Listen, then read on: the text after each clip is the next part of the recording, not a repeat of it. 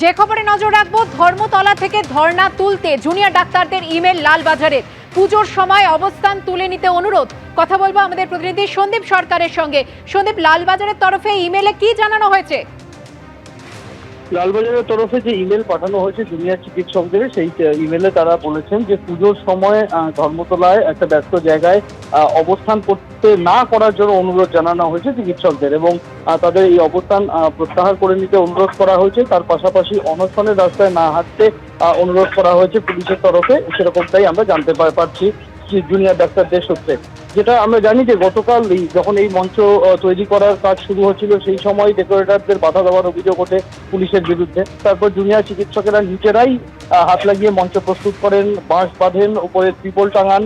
তারপর থেকেই তাদের এই অবস্থান চলছে, এবং তারা হুঁশিয়ারি দিয়ে রেখেছেন যে আজকে রাত্রি 8:30টার মধ্যে যদি সরকার তাদের দাবি না মানে, তাহলে তারা কিন্তু আজকে রাতের পর থেকে আমরণ অনশনের রাস্তায় হাঁটবেন। ফলে সেই জায়গায় দাঁড়িয়ে অনশন কর্মসূচি তারা এই অবস্থান মঞ্চ থেকেই করার পরিকল্পনা রেখেছেন। এটা অনুমান করেই পুলিশের তরফ থেকে ইমেল করা হয়েছে বলে মনে করা হচ্ছে, এবং পুলিশের তরফ থেকে অনুরোধ করা হয়েছে যে তারা যাতে এই পুজোর সময় এই জায়গাতে অবস্থান মঞ্চ তৈরি না করেন, এখানে অবস্থানে না বসেন, এই অনুরোধ তাদেরকে জানানো হয়েছে। যদি জুনিয়র চিকিৎসকরা এই ইমেলকে গুরুত্ব দিতে নারাজ, তাদের বক্তব্য যে তারা অবস্থান চালাবেন এখানেই। ধন্যবাদ সন্দীপ।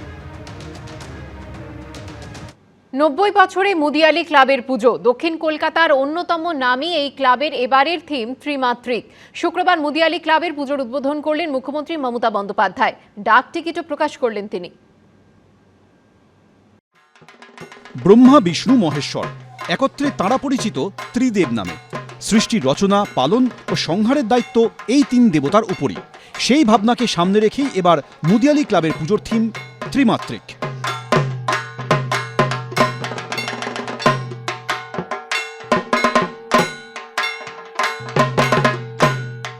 1935 সালে তৈরি দক্ষিণ কলকাতার এই নামী ক্লাবের পুজো এবার পা দিচ্ছে 90তম বর্ষে। শুক্রবার সেই পুজোর উদ্বোধন করলেন মমতা বন্দ্যোপাধ্যায়।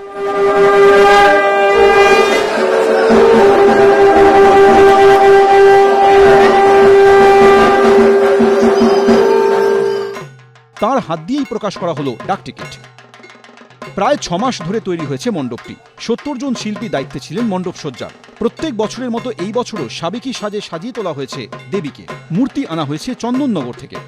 মাননীয় মুখ্যমন্ত্রীর হাতে আমরা 1 লক্ষ টাকার একটি চেক তুলে দেব বন্যা দুর্গত মানুষের পাশে। মুদিয়ালি ক্লাব আগেও ছিল, এখনো আছে এবং থাকবে। এইখানকার থিমটা পুরোপুরি আলাদা হয়, কারণ এখানের মা একদমই সাবেকি ধরনের, আর 3 পুরুষ ধরে এই মাইকেই পুজো করে আসছে এখানকার লোক। একই মুখ, একই হাই, তাই জন্য এখন তার উপরে করেই সমস্ত পুজোটাকে করা হয়েছে।